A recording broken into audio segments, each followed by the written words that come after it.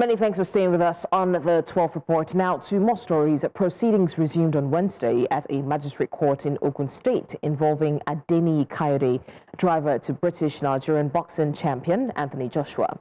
Now Kayode is facing a 4-count charge of manslaughter, recklessness, negligence and driving without a valid license following a fatal crash.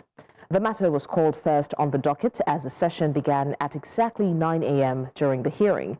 Police prosecutor Richard Nijiwe informed the court that the case file has been forwarded to the Director of Public Prosecutions through the State Attorney General. Now, the DPP, R.D. Kadiri, confirmed that legal advice has been issued, but the presiding judge stated it has yet to be received by the court. The case was adjourned to March 17, while Defense Counsel Olalikon Abiodun expressed satisfaction with the progress recorded. All right, now, Igbalani Omoni, who was earlier at the magistrate court in Ogun State, is now with us in the studio to give us more updates. Ni, this is a very sad case that has dragged on for a while. What was the highlight of the conversation in court, especially considering the DPP's legal advice? The highlight is we're thrown out of court. Oh, wow. Yeah. Unlike the first time the case came before the magistrate and we were there, we're given access to stay in the court throughout the proceeding. But this time around, in his usual self, the defendant came in and his car, he drove. No, his lawyer drove, and they just came in. We didn't even know he was the one, his usual self, and just went into the court immediately. Then when we saw his counsel, that was when we knew, oh, they've actually come in. So we went in, we sat down. The court proceedings began at 9 a.m. prompt.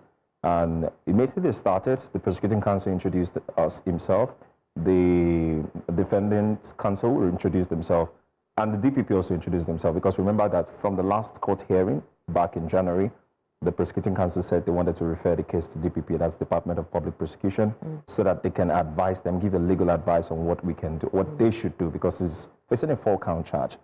1, manslaughter, which carries a life sentence penalty, and of course, reckless driving, negligence, which carries up to about 7 years sentencing and all. So they referred that to the DPP. So the DPP was in court today to say their side, if they've received the case file or not. But before that, all of a sudden, we just noticed the judge called for a short recess, and I saw the orderly come out of the judge's chambers and pointed at me and said, sorry, the judge has said you should excuse us.